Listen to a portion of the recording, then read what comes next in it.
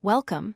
Today we are exploring the deep connection between the dot product of two vectors and the angle between them. This is a fundamental concept in linear algebra, physics, and computer graphics that bridges the gap between geometry and algebra. Before we dive in, let's quickly recall what a vector is. A vector is a mathematical object that has both a magnitude, or length, and a direction. We typically represent them as arrows. In a coordinate system, we write them as a pair of numbers, x and y, which tell us how far to go horizontally and vertically. There are two ways to calculate the dot product. The first is the algebraic method. If you have the coordinates of two vectors, a and b, you simply multiply their matching x components and their matching y components, and then add those two results together. The important thing to remember is that the result is a scalar, which is just a regular number, not another vector.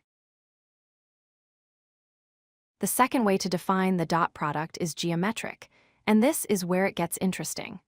The dot product of a and b is equal to the magnitude of a times the magnitude of b times the cosine of the angle theta between them.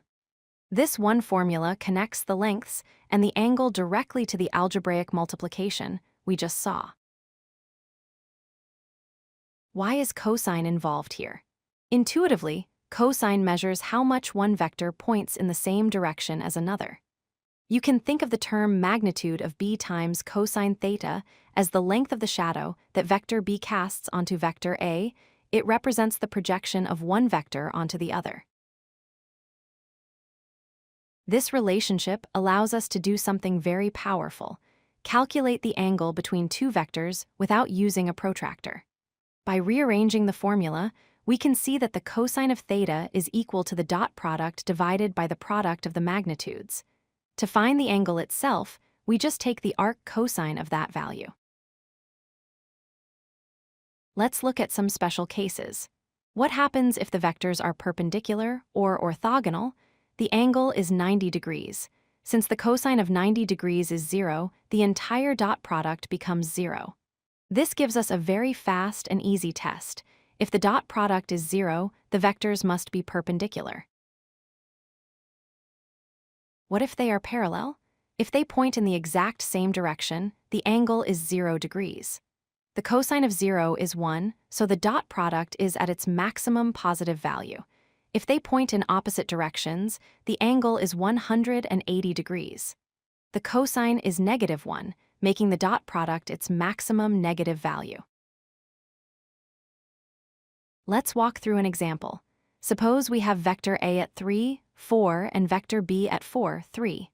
First, we calculate the dot product algebraically. 3 times 4 plus 4 times 3 gives us 24. Next, we find the magnitude of each vector using the Pythagorean theorem, which gives us 5 for both. Now we plug these numbers into our rearranged formula. The cosine of theta equals 24 divided by 25, which is 0.96. Taking the arc cosine of 0.96 gives us an angle of approximately 16.26 degrees. The angle is small, which makes sense because the vectors are pointing in almost the same direction. This isn't just abstract math. In physics, this calculates work, determining how much force is actually moving an object. In video games, it is used for lighting calculations to see how directly light hits a surface. It is also used in AI to determine if things are facing each other. To summarize, the dot product is a bridge between coordinate algebra and geometry. Remember the formula: a dot b equals magnitude a times magnitude b times cosine theta. It tells us about the alignment of vectors. Most importantly, if the dot product is 0, your vectors are perpendicular. Thank you for watching. If you like this video, hit that like button and don't forget to subscribe. Visit codelucky.com for more such useful content.